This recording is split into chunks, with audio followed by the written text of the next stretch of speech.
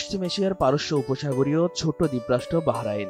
৩৬টি দ্বীপের সমন্বয়ে গঠিত এই দেশটি শুধু ব্যবসা বাণিজ্যেই নয়, প্রবাসী বাংলাদেশিদের কর্মক্ষেত্র হিসাবেও সুপরিচিত।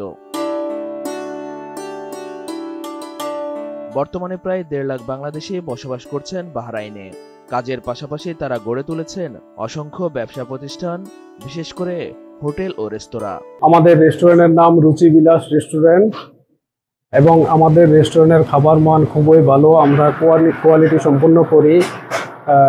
আমাদের এখানে স্টাফ আছে 7 জন স্টাফ। সবার ভিতরে খুব একতা আছে, সবাই মিলেমিশে কাজ করে, খুব শৃঙ্খলা বজায় রাখে এবং কাস্টমারদেরও টেক কেয়ার করে। এবং আমাদের খাবারের যে মানগুলো আমরা খুবই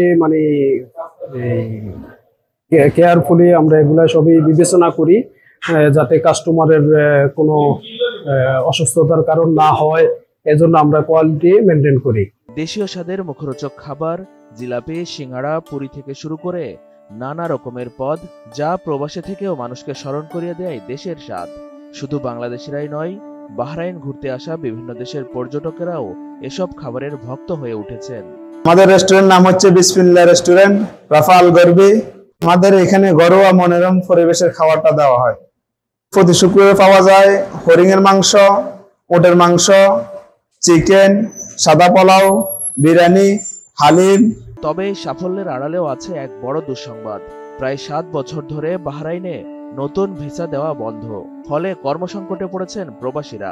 আর যে রেস্টুরেন্ট গ্রিনসি রেস্টুরেন্টে, এই রেস্টুরেন্টে আমি সবসময় ভালো থাকে, স্বাস্থ্য ভালো থাকে, ওই খাবার দেওয়ার চেষ্টা করি। ইনশাল্লাহ মহরকে অন্যান্য হোটেলের চেয়ে আমার পরিবেশ মোটামুটি ভালো। আমার যদি এখানে ভিসা খোলা থাকতো তাহলে মনে করেন আরো আমার এখানে লোক লাগে, কম থেকে 10 থেকে 15 জন লোক লাগে।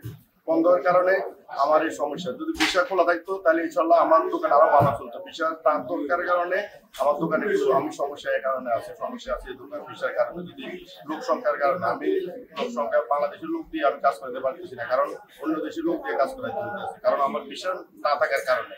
বিষয়টি সরকার ও কূটনৈতিক মহলে আলোচনায় থাকলেও কার্যকর সমাধান এখনো মেলেনি। এর মধ্যেও প্রবাসী বাংলাদেশিরা তাদের পরিশ্রম ও সৃজনশীলতায় গড়ে তুলেছেন এক স্বাদে ভরপুর প্রবাসী সমাজ।